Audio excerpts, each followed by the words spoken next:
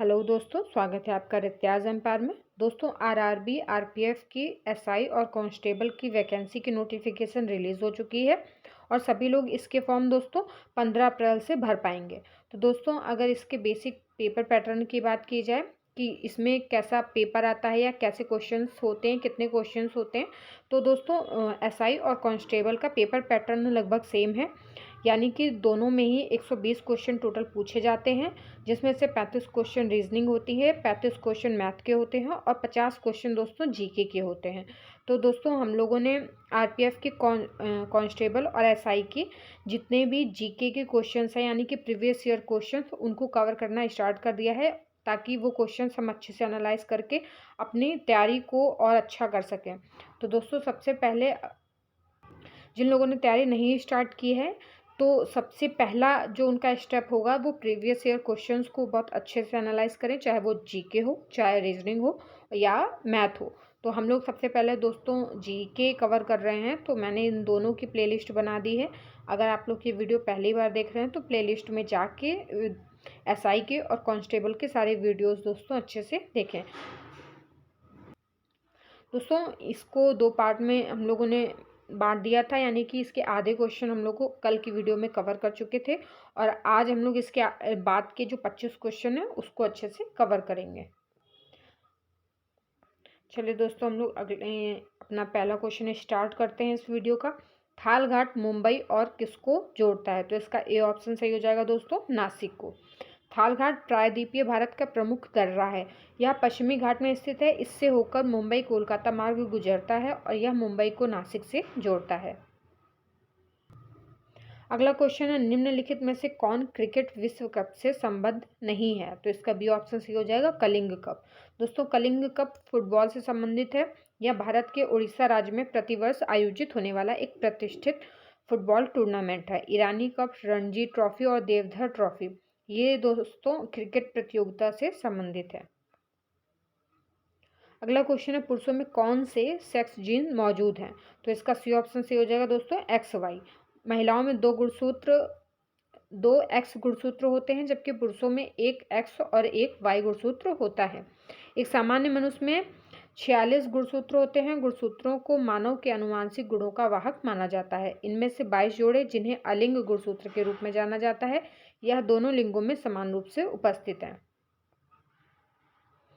अगला क्वेश्चन है, भारत, बेल्जियम और स्पेन में किस प्रकार के संघीय शासन का उपयोग किया जाता है? तो इसका सी ऑप्शन सही हो जाएगा, संघीय रूप से प्रशासित विधि। चलिए इसकी व्याख्या देख लेते हैं। भारत, बेल्जियम और स्पेन संघीय रूप से शासित व्यवस्था को अपनाया गया है। संघीय शासन व्यवस्था से तात्पर्य उस शासन व्यवस्था से है जिसमें शक्ति का विभाजन केंद्र व राज्यों के बीच में होता है। यह व्यवस्था केंद्रीकृत न होकर संघवाद पर आधारित होता है और भारत की संघीय प्रणाली दोस्तों कनाडा से ली गई है। अगला क्वेश्चन है दोस्तों, निम्नलिखित में से किस शासक ने पाटलिपुत्र की स्थापना की थी? तो इसका बी ऑप्शन दोस्तों सही हो जाएगा, अजातशत्रु ने। पाटलिपुत्र भारत का प्राचीन शहर है, जिसकी स्थापना 5वीं शताब्दी ईसा पूर्व में मगध के राजा अजातशत्रु द्वारा की गई थी और इसके पुत्र उदयन ने इसे मगध की राजधानी बनाया और यह 1ली शताब्दी ईसा पूर्व तक बना रहा। वर्तमान में पटना पाटलिपुत्र के स्थान पर नवीन शहर है। और दोस्तों, ये क्वेश्चन कई बार पूछा गया है कि पाटलिपुत्र को अपनी राजधानी किसने बनाया? तो ये जरूर याद रखिएगा, उदयन ने इसे राजधानी बनाया था। अगला क्वेश्चन है, भारत की आकस्मिक निधि किस अनुच्छेद के तहत आती है? तो इसका ए ऑप्शन सही हो जाएगा दोस्तों, अनुच्छेद 267 के तहत। संविधान के अनुच्छेद 267 में आकस्मिक निधि का प्रावधान है। चलिए बाकी के अनुच्छेद देख लेते हैं। अनुच्छेद 263 दोस्तों, इसमें केंद्र और राज्यों के मध्य समन्वय स्थापित हेतु अंतर्राज्यीय परिषद का गठन। और अनुच्छेद 280 में वित्त आयोग का गठन है और अनुच्छेद 266 में भारत के संचित निधि का प्रावधान है। अगला क्वेश्चन है, नाइजर और जिम्बाब्वे में इनमें से किस महाद्वीप के देश में है दोस्तों ये?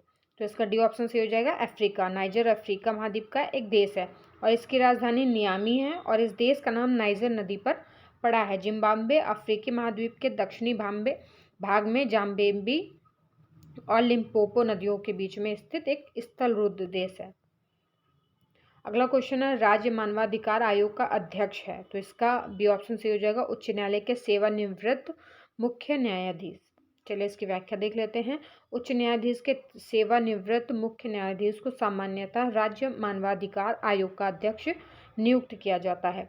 राज्य मानवाधिकार अध्यक्ष की नियुक्ति मुख्यमंत्री की अध्यक्षता में गठित एक समिति, जिसमें विधानसभा अध्यक्ष, गृह मंत्री व विधानसभा विपक्ष के नेता सदस्य होते हैं, और इनकी अनुशंसा पर राज्यपाल द्वारा की जाती है।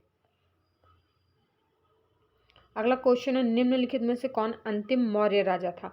तो इसका ए ऑप्शन सही हो जाएगा दोस्तों, बृहद्रथ। बृहद्रथ मौर्य साम्राज्य का अंतिम शासक था। इसने 187 से 185 ईसा पूर्व तक शासन किया। इसका सेनापति पुष्यमित्र शुंग ने इसकी हत्या कर शुंग वंश की स्थापना की, और मौर्य राजवंश प्राचीन भारत का एक शक्तिशाली राजवंश था। मौर्य राजवंश 137 वर्षों तक भारत पर शासन किया। अगला क्वेश्चन है, निम्नलिखित में से कौन एक नदी बंदरगाह है? तो इसका सी ऑप्शन सही हो जाएगा, कोलकाता। भारत में 13 प्रमुख बंदरगाह और 205 छोटे बंदरगाह हैं। पश्चिमी तट पर मुंबई, कांडला, कोचीन आदि बंदरगाह तथा पूर्वी तट पर चेन्नई, तूतीकोरिन, पारादीप, कोलकाता आदि बंदरगाह स्थित हैं। और मुंबई भारत का सबसे बड़ा प्राकृतिक बंदरगाह है, जबकि कोलकाता बंदरगाह एक नदीय बंदरगाह है। दोस्तों अगला क्वेश्चन है, किस राज्य में मधुबनी चित्रकला प्रचलित है? तो इसका डी ऑप्शन सी हो जाएगा दोस्तों, बिहार में। मधुबनी चित्रकला बिहार के मधुबनी जिले की एक प्रसिद्ध चित्रकला है। इस चित्रकला में मिथिलांचल की संस्कृति को दिखाया जाता है। मधुबनी चित्रकला ज़्यादातर प्राचीन महाकाव्यों से प्राकृतिक दृश्यों और देवताओं के साथ पुरुषों और उसके सहयोग को दर्शाती है। इसमें भित्ति पर चित्रों को उकेरा जाता है। अगला क्वेश्चन दोस्तों, कई आवृत्तियों के मिश्रण से उत्पन्न ध्वनि को क्या कहा जाता है?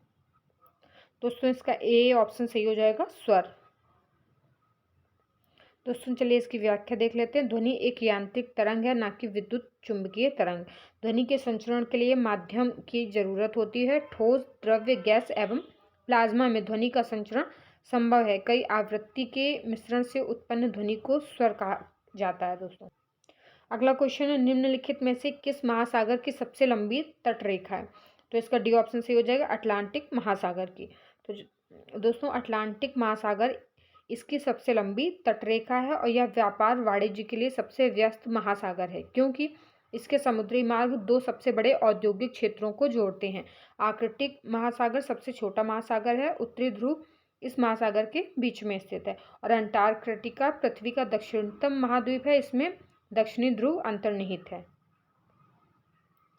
अगला क्वेश्चन दोस्तों, 2011 की जनगणना के अनुसार भारत में शहरी जनसंख्या का प्रतिशत कितना? तो दोस्तों ये 2011 की जनगणना से क्वेश्चन पूछा गया है। तो इसका ए ऑप्शन सही हो जाएगा, 31.16%। यानी कि 2011 की जनगणना के अनुसार भारत में शहरी जनसंख्या का दोस्तों प्रतिशत कितना है? 31.16% तथा ग्रामीण जनसंख्या दोस्तों 68.8% थी। और वर्ष 2011 की जनगणना के अनुसार भारत की साक्षरता दर दोस्तों अगर पूछी जाए तो 74.04% है, और इसमें पुरुष साक्षरता दोस्तों 82.14 एवं महिला साक्षरता दोस्तों 65.46% है, और लिंगानुपात दोस्तों 943 है, और जनसंख्या घनत्व 382। अगला क्वेश्चन है, केंद्रीय प्रशासनिक न्यायाधिकरण किस मंत्रालय के अधीन आता है? तो इसका डी ऑप्शन सही हो जाएगा, कार्मिक मंत्रालय के अंतर्गत। दोस्तों इसकी व्याख्या देख लेते हैं। संविधान के अनुच्छेद 323 का ए के तहत संसद ने वर्ष 1985 में प्रशासनिक अधिकरण अधिनियम पारित किया। केंद्रीय प्रशासनिक न्यायाधिकरण कार्मिक मंत्रालय के अधीन आता है। कार्मिक, लोक शिकायत और पेंशन मंत्रालय भारत सरकार का एक मंत्रालय है, जो कर्मियों के मामलों में विशेष रूप से भर्ती, प्रशिक्षण, कैरियर विकास, कर्मचारी कल्याण के साथ साथ सेवानिवृत्ति के बाद तक के मुद्दों की देखरेख करता है। अगला क्वेश्चन है, निम्नलिखित में से कौन सा एक बांगर भरा हुआ क्षेत्र है? तो इसका सी ऑप्शन सही हो जाएगा दोस्तों, तराई। भाबर या बांगर मिट्टी एक प्रकार है जो तराई क्षेत्र में पाया जाता है। यह उपजाऊ क्षेत्र भारत, नेपाल एवं भूटान में स्थित है, और हिमालय के समानांतर दक्षिण क्षेत्र में स्थित है। ऊंचे घास के मैदान, झाड़ियां, सवाना, साल के जंगल और मिट्टी से भरपूर दलदल इस क्षेत्र की प्रमुख विशेषता है। अगला क्वेश्चन है, वृक्षासन योग में क्या स्थिति दिखाता है? तो इसका बी ऑप्शन से हो जाएगा, पेड़। वृक्षासन दोस्तों जैसा कि नाम से ही समझ में आ रहा है, वृक्षासन पेड़ के समान खड़े होने वाला योगासन है। और वृक्षासन दो शब्दों से मिलकर बना है, वृक्ष अर्थात पेड़ और आसन अर्थात मुद्रा, अर्थात वृक्ष की मुद्रा में खड़े रहना। इस योग को ध्यान योग भी कहा जाता है। अगला क्वेश्चन है, डोलू कुनीथा में एक प्रसिद्ध लोक संगीत परंपरा है, कहाँ पे? तो इसका बी ऑप्शन सही हो जाएगा दोस्तों, कर्नाटक में। डोलू कुनीथा कर्नाटक का एक प्रमुख लोकप्रिय ड्रम नृत्य है और यह समूह नृत्य है। इसमें 12 से 16 लोग शामिल होते हैं और इसके माध्यम से वीरेश्वर देवता यानी कि भगवान शिव का ये एक रूप है, वीरेश्वर देवता, इनकी पूजा करते हैं। यक्षगान, वीरगासे, नागमंडला अन्य कर्नाटक के महत्वपूर्ण नृत्य हैं। अगला क्वेश्चन है, राष्ट्रीय मानवाधिकार आयोग किस वर्ष स्थापित किया गया था? तो इसका डी ऑप्शन सही हो जाएगा 1993 में। भारत का राष्ट्रीय मानवाधिकार आयोग एक स्वतंत्र वैधानिक निकाय है जिसका गठन 28 सितंबर 1993 के मानवाधिकार संरक्षण अधिनियम के तहत 12 अक्टूबर 1993 को किया गया था। और यह एक बहुसदस्यीय संस्था है जिसमें एक अध्यक्ष, 5 पूर्णकालिक सदस्य और 2 डीम्ड सदस्य होते हैं। आयोग के अध्यक्ष एवं अन्य सदस्यों का कार्यकाल दोस्तों 5 वर्ष या 70 वर्ष दोनों में से जो भी पहले होता है वो तक होता है। और वर्तमान में इसके अध्यक्ष न्यायमूर्ति श्री अरुण मिश्रा जी हैं।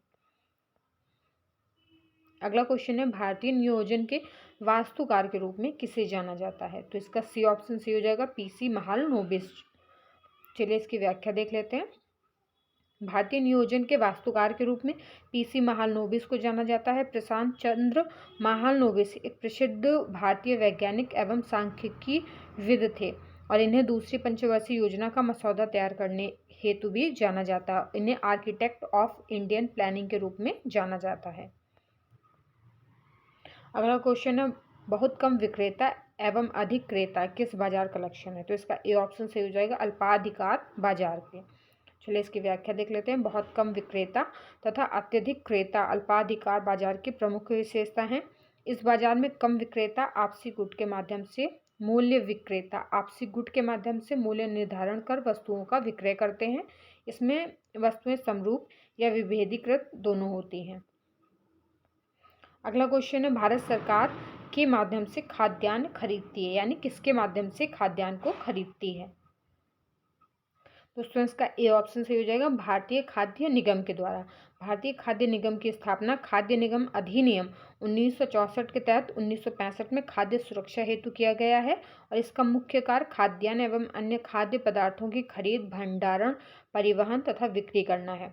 खाद्यान्नों के कार्यात्मक बफर स्टॉक का संतोषजनक स्तर बनाकर राष्ट्र की खाद्य सुरक्षा सुनिश्चित करना इसका मुख्य उद्देश्य है। अगला क्वेश्चन है दोस्तों, महात्मा गांधी राष्ट्रीय रोजगार गारंटी योजना किस सन में शुरू की गई थी? तो इसका डी ऑप्शन सही हो जाएगा 2005 में। महात्मा गांधी राष्ट्रीय रोजगार गारंटी अधिनियम, जिसको दोस्तों शॉर्ट फॉर्म में मनरेगा भी बुलाते हैं या बोलते हैं, भारत में लागू एक रोजगार गारंटी योजना है जिसे 2005 में अधिनियमित किया गया और यह योजना प्रत्येक वित्तीय वर्ष में किसी भी ग्रामीण परिवार के वयस्क सदस्यों को 100 दिन का रोजगार उपलब्ध कराती है। वर्तमान में यह कार्यक्रम शहरी क्षेत्र के कुछ जिलों को छोड़कर संपूर्ण देश में लागू है। अगला क्वेश्चन है दोस्तों, सिकंदर ने भारत पर किस वर्ष आक्रमण किया था? तो इसका ए ऑप्शन सही हो जाएगा, ईसा पूर्व 326। सिकंदर ने भारत पर 326 ईसा पूर्व आक्रमण किया था।